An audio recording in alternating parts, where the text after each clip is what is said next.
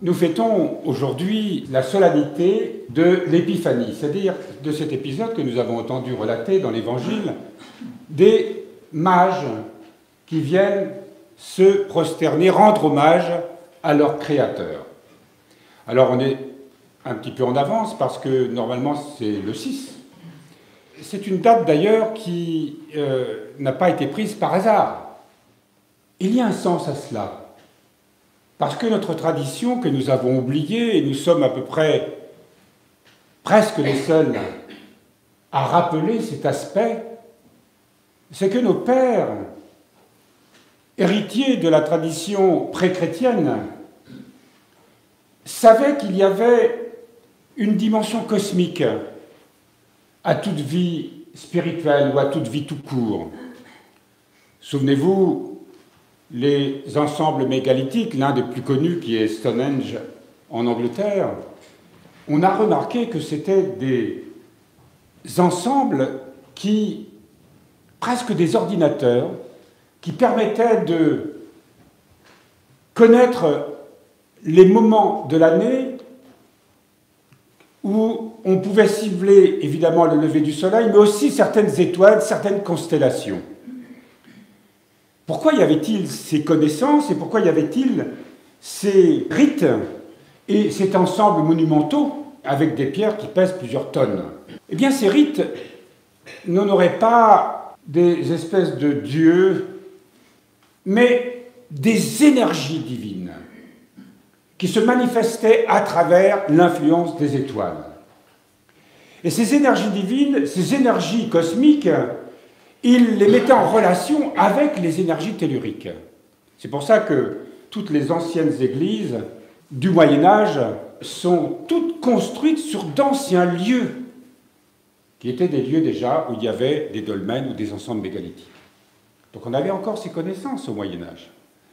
Et pourquoi le 6 janvier, même si ce n'est jamais très précis, vous savez que quand on regarde les éphémérides, ce n'est pas précis, exact, il y a toujours des petits mouvements qui sont soit un petit peu avant, soit un petit peu après. Mais replaçons-nous dans le contexte. Il y a les rois mages terrestres. Ces hommes qui sont les grands de ce monde, les rois, les puissants, symbolisés à travers l'or, l'or qui est symbole de la puissance temporelle. Et puis, il y a les prêtres, les grands prêtres, ceux de toutes les religions, en quelque sorte, qui viennent rendre hommage. Et leur symbole, évidemment, c'est l'encens, l'offrande, la prière. Et puis, il y a ceux qu'on appelle les prophètes. Mais c'est ceux qui interrogent les étoiles. C'est ceux qui sont mathématiciens, c'est ceux qui sont dans soif de connaissances, qui essayent de prévoir à travers le savoir. Et ce sont aussi des médecins. Ils viennent rendre hommage au Seigneur et, à travers cet hommage, reconnaître qu'il n'y a pas de connaissance, il n'y a pas de savoir, il n'y a pas de guérison autrement qu'à travers leur Seigneur qu'ils viennent honorer. Et leur symbole, c'est la myrrhe. La myrrhe qui est cette essence qui permet la guérison. C'est aussi avec la myrrhe qu'on embaumait les morts. Symbole de la vie. Alors ces grands de ce monde viennent rendre hommage au Seigneur, à ces petits enfants dans la crèche, guidés par cette étoile. Y avait-il véritablement une étoile? On s'interroge. Mais c'était surtout une étoile intérieure. L'étoile qui les guidait, guidée par l'Esprit, pour que, au nom de tous les grands de ce monde, au nom de tous les puissants, de tous les prêtres, de tous les prophètes, eh bien, viennent reconnaître leur Seigneur et leur Dieu. Mais ça concerne la Terre. Et on dit que le 6 janvier, il y a 3 planètes qui sont alignées. La Terre, nous venons d'en parler, notre Soleil, et le soleil de notre soleil, qui est Vega de la Lyre. Grosse étoile, bien plus grosse que notre soleil encore, qui sera, paraît-il, notre étoile polaire dans 25 000 ans. Encore le temps. Mais à travers ce symbole, et peut-être y a-t-il encore d'autres alignements, je n'en sais rien, mais à travers ce symbole, les anciens ne voyaient pas seulement dans le soleil ou dans les étoiles qu'une énorme puissance atomique. Ils y voyaient la manifestation de la vie divine. Ils y voyaient autre chose que des choses matérielles, physiques, ce que nos scientifiques essayent de nous expliquer. Ils y voyaient quelque chose de divin. Et c'est comme si ces hiérarchies célestes, et il y a probablement des planètes habitées, pourquoi penserions-nous que nous serions les seuls? Quel échec si nous étions les seuls, parce qu'avec la chute, franchement, ce n'est pas une réussite. Imaginons des planètes habitées qui n'auraient pas chuté, qui seraient restées en harmonie avec leur Seigneur et leur Dieu. Eh bien, ces planètes alignées sont le symbole de tout ce qui est dans l'univers vient rendre hommage sur cette petite terre déchue, à travers cet enfant, dans une pauvre crèche, reconnaître qu'il est leur Seigneur et leur Dieu. Il y avait là, en même temps, un phénomène cosmotellurique et en même temps un événement spirituel qui retentissait dans l'univers tout entier. Alors pour nous aujourd'hui, qu'est-ce que cela nous apporte? D'abord, cela nous apporte une réalité cosmotellurique, j'en suis convaincu. Parce que le fait de célébrer dans cette humble église, nous mettons en mouvement ces énergies. Et elles nous sont bénéfiques pour la terre. Mais en même temps, célébrons la divine liturgie, le sacrifice eucharistique.